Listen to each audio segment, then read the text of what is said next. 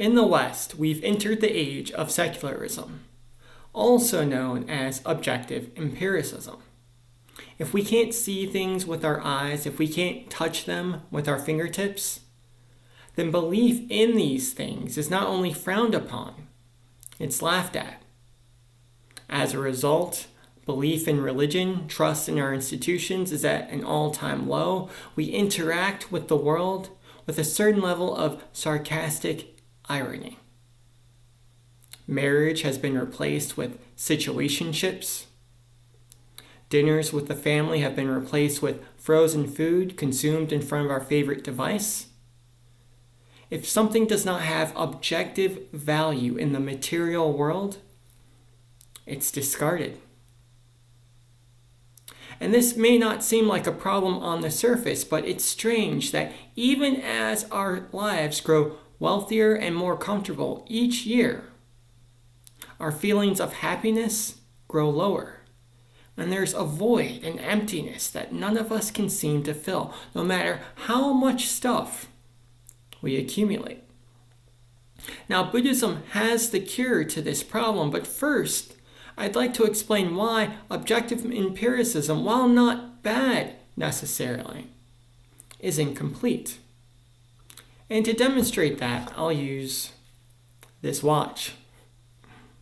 Now let's say I'd like to know what the time is. Fair enough, I just look at the watch, it tells me the time. We all learned how to do that in 3rd, 4th grade. But how do I know the watch is telling me the correct time? How do I know the battery didn't die or I didn't turn the dial accidentally in my sleep? Well, I don't, so I may look at another watch and compare the two.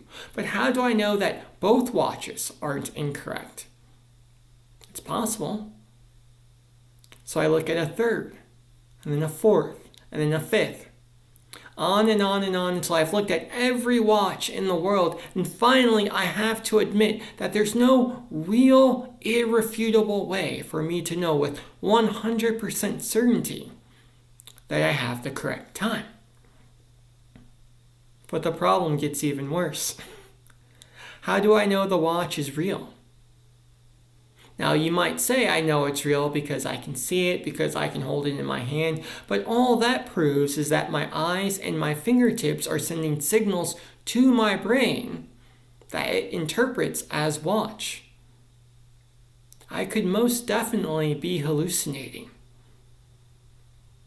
Now, this is kind of a silly problem, but this is the issue we face in daily life. If our lives are built solely on objective materialism, if we only value the things that we can experience through our senses, there is a gap in knowledge, in trust that simply cannot be filled through the materialist lens.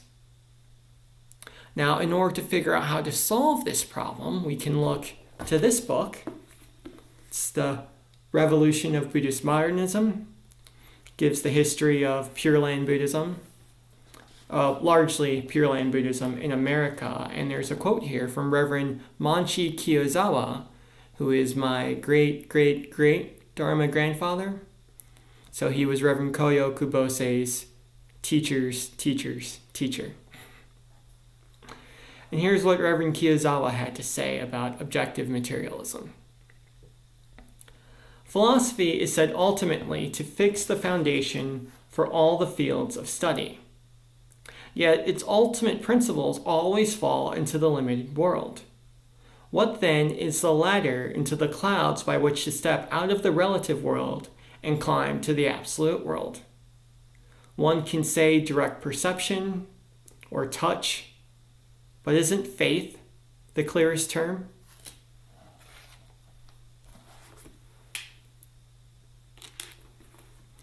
So there you have it. The way we get around the issue of objective materialism is faith. It's trust in its belief in things that are unseen. It's faith that tells me my watch is telling me the correct time. It's faith that tells me the car will start when I turn the key in the morning. It's faith that makes us believe that there's food in the refrigerator and that the hot water will come out of the shower when we turn it on. Faith is the foundation upon which the rest of our lives are built. Without faith, without the willingness to believe in things unseen, there's an emptiness that can't be filled. Now, you might argue, and you'd be correct, that what I'm describing is a very particular type of faith. One could say it's a faith based on experience. I believe my watch will tell me the correct time because it has in the past. I believe the car will start because I take good care of it. I believe there's food in the refrigerator because we went shopping last week. And that's fair enough. How do we go from a objective materialist faith to, say, a religious faith? Well, let's start halfway and talk about something non-religious. Let's talk about democracy. Because I can't show you democracy. I can't draw a picture of it on the screen. I can't touch it with my fingertips. And yet all of us believe that democracy exists. So much so that every 4 years, millions of people leave their homes, take off work to vote to elect the President of the United States and a multitude of other elected officials. Why do they do that?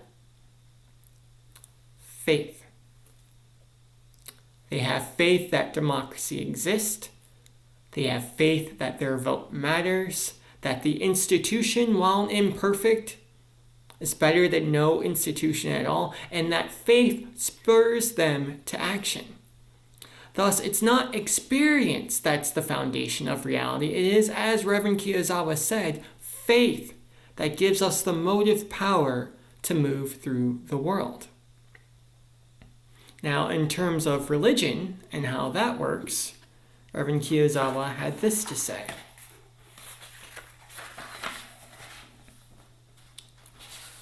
Then how can we explain the existence of kami, Buddhas, hells, and paradises, which are understood as subjective facts? This is an extremely difficult matter. Even so, if I now were forced to try to explain the situation, I would say that we do not have faith in kami or Buddhas because they exist. Kami or Buddhas exist for us because we have faith in them. And we do not have faith in hells or paradises because they exist. Hells or paradises exist for us when we have faith in them.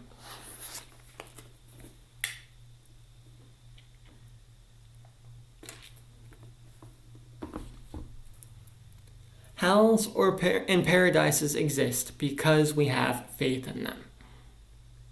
I trust my senses because I have faith in them. I believe the watch is telling me the correct time because I have faith in it.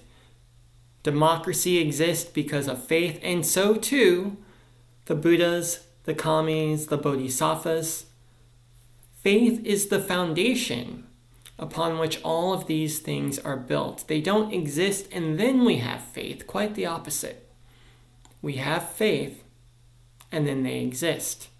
Thus, our reality is not objective in nature. It's not out there and we're moving around trying to examine it. We are interconnected and interpenetrated with. Our reality is subjective. And in this subjective reality, it's our faith in things that spurs us to action. Thus, we must be very careful about the things we have faith in. We must examine them and ask ourselves this question: if I take this on faith, how will I behave as a result? I'll use myself as an example and my faith in human goodness.